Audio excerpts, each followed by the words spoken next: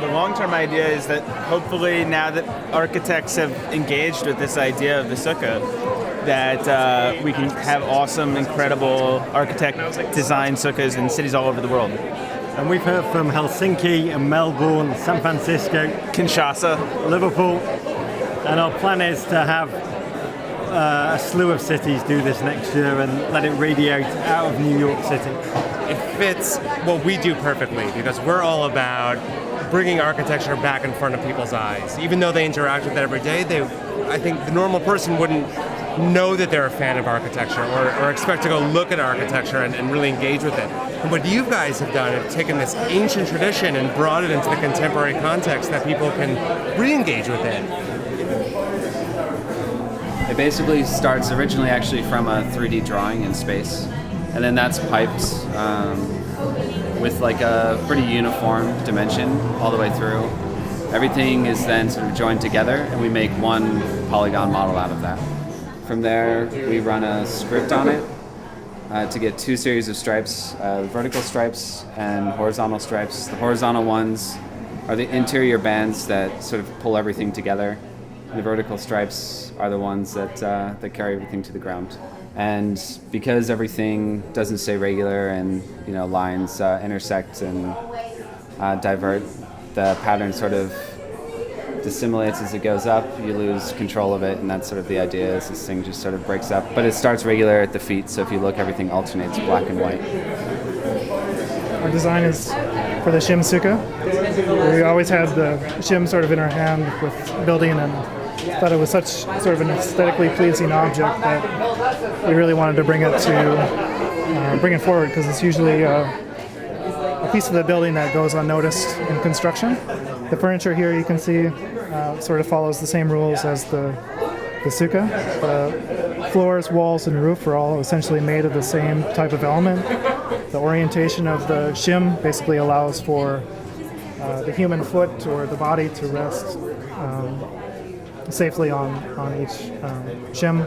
Also, each individual shim rotates around an axis, and so over time, as people use the sukkah, they can make their own windows, make their own doors, and really play with the space.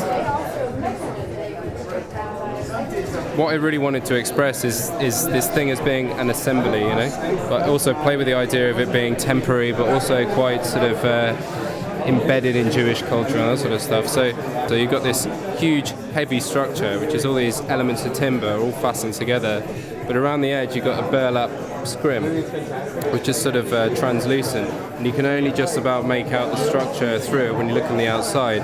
The thing appears to sort of float, and then you go on the inside and you get a totally different environment. Fabrication-wise, you can kind of sum it up by saying it's just very, very labor-intensive. I mean, there's a huge amount of wood in this. I mean, there's hundreds of pieces of wood. It's testament to just how sort of great an idea it was to do this, that everybody's design is totally different, so.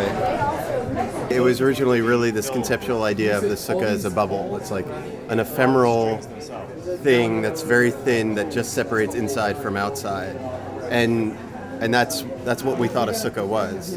One of the things we also realized is that, interestingly, all the rules that make a sukkah kosher make a distinction between like walls and roof. And if you have a sphere, there's no wall or roof. It's all one surface. But when we peel it apart, all of a sudden there are things that are kind of both wall and roof.